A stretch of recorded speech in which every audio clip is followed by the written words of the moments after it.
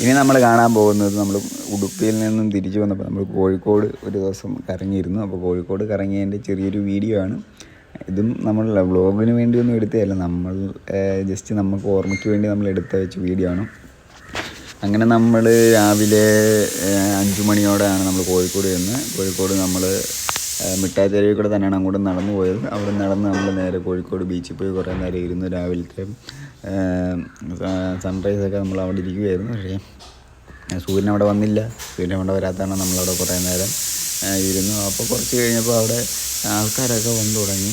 ആൾക്കാരൊക്കെ ജോഗിങ്ങിനും മറ്റു കാര്യങ്ങൾക്കും വേണ്ടി ആൾക്കാരൊക്കെ അവിടെ വരുന്നുണ്ടായിരുന്നു. അപ്പോൾ നമ്മൾ ബീച്ചിലിങ്ങനെ കടലൊക്കെ നോക്കി അവിടെ ഇങ്ങനെ ഇരിക്കുന്നു.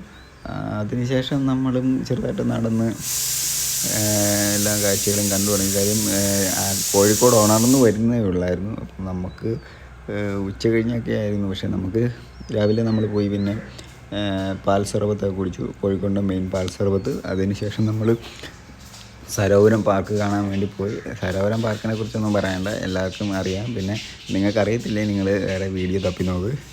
നമ്മൾ സരോവരം പാർക്കിലേക്ക് പോകുന്ന കാഴ്ചയാണ് കാണുന്നത്.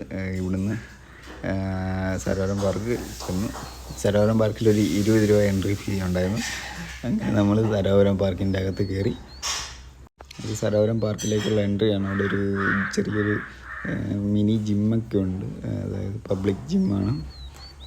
അത് കുറച്ച് നടക്കാനുണ്ട്. കുറച്ച് നടന്നാൽ ഇത് എന്താണ് വലിയൊരു കാടാണ്, മറ്റേ എക്കോ പാർക്ക് പോലെ മീൻസ് ഫുൾ കാടാണ്. അതിൻ്റെ നടുക്കൂടാണ്. പക്ഷേ അധികം നടക്കാനില്ല, ഒരു നടന്നാലൊരു 10-15 മിനിറ്റ് നടക്കാനുള്ള ദൂരമേ ഉള്ളൂ. അങ്ങനെ നമ്മൾ നടന്ന് നമുക്ക് ഇവിടെ വഴി നടക്കുമ്പോൾ വിഷയം എന്ന് വെച്ചാൽ അധികം ക്ലിപ്പിങ്സൊന്നും നമുക്ക് എടുക്കാൻ പറ്റത്തില്ല. അത് കണക്കുള്ള എന്താണ് കപ്പിൾസ് അവിടെ ഇവിടെയൊക്കെ ഇരിപ്പുണ്ട്. ഇപ്പോൾ അവർ നമ്മളെ തല്ലല്ലോ എന്ന് വെച്ച് നമ്മൾ അധികം ക്ലിപ്പിങ്സ് ഒന്നും എടുത്തില്ല. അവിടെ നമ്മൾ പിന്നെ ഓട്ടോ പിടിച്ച് തിരിച്ച് നമ്മൾ എന്താണ് കോഴിക്കോട് ബീച്ചിൽ പോയി ഐശ്വര്യത്തിയൊക്കെ ട്രൈ ചെയ്തു. ഞാൻ കോഴിക്കോടിൻ്റെ നമ്മൾ പാൽ സർബത്ത് കുടിച്ചു. അതിനുശേഷം ഐശ്വര്യത്തി എന്ന് പറയുമ്പോൾ ഐസിട്ട് കുറേ കപ്പലിൽ ഇട്ടു. എന്നിട്ട് അന്നത്തെ ഒരു ഫ്ലേവർ ഇടുന്നു, ഇതാണ് ഐശ്വര്യത്തി. അങ്ങനെ ഇതിന് ശേഷം നമ്മൾ മിഠായി തെരുവിൽ, അതായത് കോഴിക്കോടിൻ്റെ മിഠായി തെരുവ് എന്നറിയപ്പെടുന്ന മിഠായി തെരുവിലെത്തി. SM സ്ട്രീറ്റിലൂടെ നമ്മൾ നടന്ന് പോയിക്കൊണ്ടിരിക്കുകയാണ്. ഇവിടെ നമ്മൾ കോഴിക്കോടിൻ്റെ മെയിൻ ഒരു സ്ട്രീറ്റാണ് നമ്മുടെ മുല്ലയ്ക്കൽ പോലെ. അങ്ങനെ നമ്മൾ കോഴിക്കോടിൻ്റെ മിഠായി തെരുവിലൂടെയൊക്കെ ഇങ്ങനെ നടന്ന്.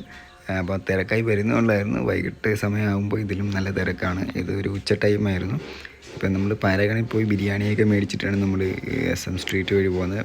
പാരഗൺ എന്ന് പറയുന്നത് കോഴിക്കോടിലെ മെയിൻ ഒരു ഞാനവിടെ ചെന്നപ്പം ഉള്ള തിരക്കൊരു അന്യായ തിരക്കായിരുന്നു. അതിനുശേഷം നമ്മൾ റെയിൽവേ സ്റ്റേഷനിൽ വന്ന് ഫുഡൊക്കെ കഴിച്ചു, ട്രെയിൻ കയറി.